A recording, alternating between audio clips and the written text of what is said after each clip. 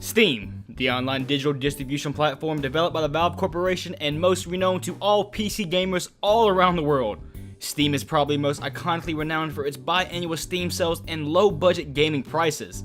These low prices combined with these crazy outrageous low sales usually leaves its users and their wallets completely drained.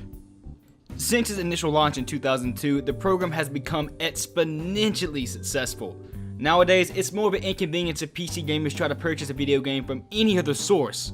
Well, besides purchasing a hard copy at a store, but, I mean, come on, we're not savages. Yet with its unquestionable success, sometimes you have to wonder how it all began for this huge blockbuster game-selling franchise. While it's not too impossible to believe, Steam can actually trace its origins back to the original technology powerhouse itself, Microsoft. In 1983, a freshly made Harvard University dropout named Gabe Newell, all hail Gabe, spent 13 years helping produce the early versions of the Windows operating software. Naturally there, he made a slew of contacts in the technology world, and along with that, amassed a pretty impressive fortune of a couple $1 million. Yet by the summer of 1996, Newell was looking for a change, so by then he and his fellow co-worker named Mike Harrigan took their newly found fortunes and used them to start their very own gaming company. Now jump forward several years with the successful launch of the brand new Half-Life series, a CEO departure from the company, and a $1 million hacking scandal, and in 2002 Steam was first unveiled at a game development convention, though it was far from the wallet murdering program that we know today. At the very beginning, Steam had a very humble idea of what the program would be. In fact, Steam's initial purpose was rather simple. It was simply meant to deliver patches and other updates to online games to make them more easily available for download. This was just to address the issue that a bunch of earlier games were having, where it seemed like every time they released some kind of update patch, it would cause the game to occasionally crash, sometimes for days at a time, rendering them completely unplayable for gamers. Now, it goes without saying, the number one thing that pisses off any gamer is any kind of software issue that keeps them from playing their game they purchase. This quick and simple solution that Steam offered had most gamers of the era completely ecstatic that there'd be a quick and simple way they'd be able to get back to their gaming without having to deal with all the annoying bullshit. Well, unfortunately, like everything good in this life, it comes with a catch. In this case, the solution offered by Steam came with its whole brand new bullshit clause tied right there in the new terms and conditions. Now, though it doesn't really affect most of us today, considering who in the hell doesn't have internet access, either you're paying for it yourself legitly, or you manage to sneakily figure out your neighbor's Wi-Fi password and you've been using their internet to stream Pornhub. Which you should stop doing, by the way, Jerry. Either way, modern day people, everyone has some kind of connection to the internet, though back in the day in 2004, internet wasn't as readily available as it is today. That's why most Steam users were kinda up in arms considering the new Steam client will require any game made on Steam and any future releases made by Valve to have some kind of form of online access. This sorta reminds me of another Microsoft product that came out not too long ago that was originally gonna have players required to be online to play their games. I wonder how that turned out.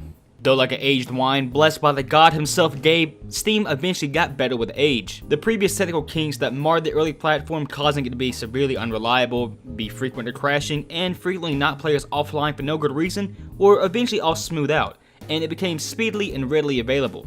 In 2005, Valve actually went one step further and made its first set of distribution agreements with a third-party publisher, allowing its diversity for Steam games to be cataloged beyond the Valve titles. Layman's terms for anyone who can't follow all that techno mumbo jumbo, because even I had to read that shit 3 or 4 times, Steam finally got games not made by Valve available on the Steam client. And from there, Steam literally took off. As more and more developers were slowly turning to online distribution as their main source platform to releasing their games, Steam saw an incredible rise in their profit margin. From 2007 to 2009, Steam only got bigger, releasing a huge array of new features available to all of its players. Steam introduced a new system allowing players to actually store their in-game saves to their profile, which will be linked to a Steam cloud. Along with this, they introduced a whole slew of achievement lists for all the games introduced to the game client. And they even went one step further, allowing players to communicate with their friends through their profile through open chat systems and a Steam community network where players would communicate with each other, leave little, tips and tricks, and post funny dick pics and memes. Basically the Steam censored version of Reddit. Don't worry, I've heard they've got rid of the dick pics, though the memes might still be there. But 2009 was also a big year for Steam for another reason, as it was also the first year that Steam had their first of what is now an iconic image for Steam, their Steam sales.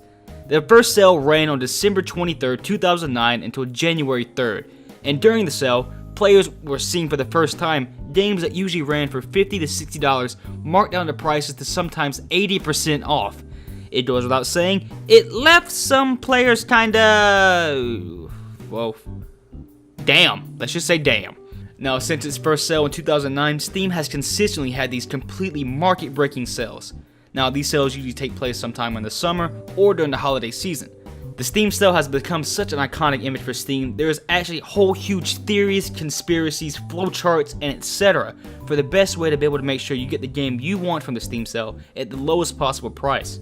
Now, not only is the Steam sale crazy valuable to players, letting you sometimes grab a game for up to 80 to 90% off, but it's also incredibly profitable for Valve. In 2015 alone, games purchased through Steam or other third-party Steam clients such as Steam Keys totaled at around $3.5 billion, and or 15% of the global PC game sales. Now, with its huge success in its first 2009 Steam sale, it was time for the Steam client to get a huge visual overhaul. So in 2010, the client UI got a sorely needed and much improved visual makeover.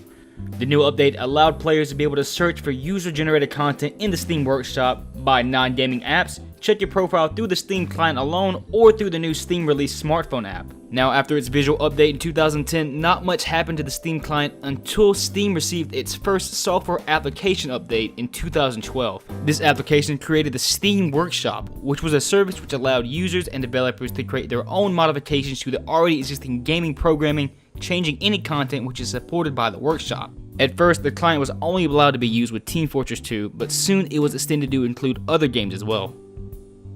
Now, I guess also worth mentioning, 2012 also played a year where Steam introduced a special version of its Steam client, codenamed Steam for Schools. The version of the software came with its own personal copy of Portal 2 and Puzzle Maker already included in the software.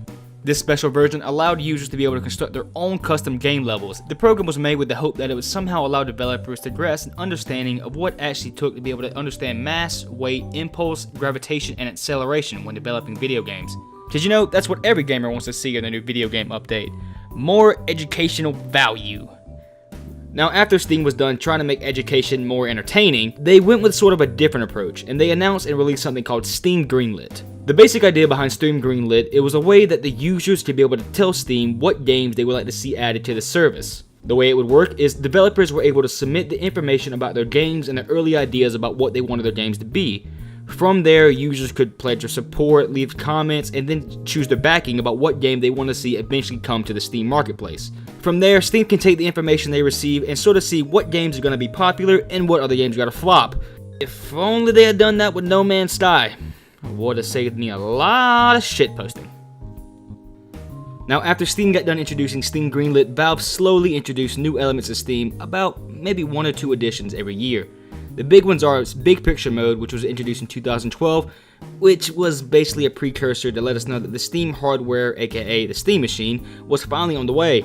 In 2013, they actually got on board with Linksys and finally got the people who were using Linksys client, whoever the fuck that is, to actually be able to run Steam on their computers. After that, family settings were introduced, and all of a sudden, everybody you know on Steam was now your new brother, sister, grandmother, uncle, whatever.